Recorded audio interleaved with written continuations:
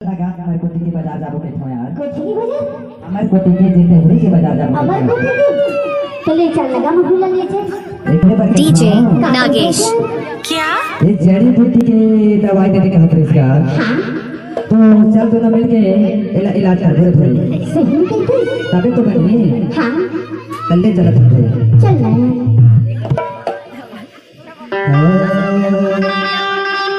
5 रुपये की ले ले वो दवाई चाँद तीस पीछे मुरने भलाई। अच्छा 5 रुपये की डीजे नागेश।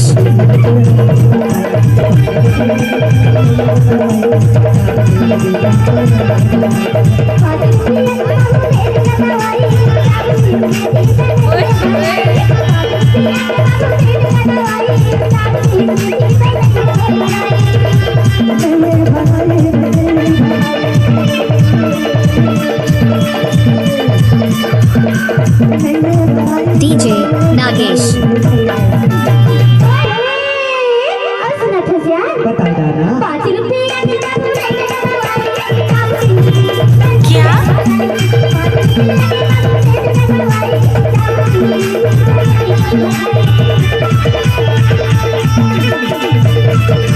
नाचा रे।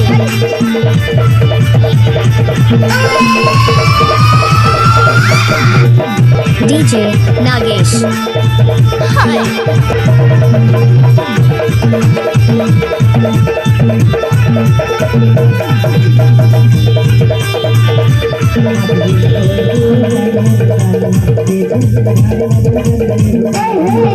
क्या?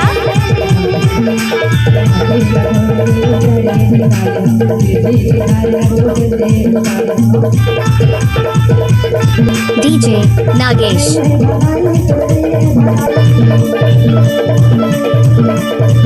नाच ना वो।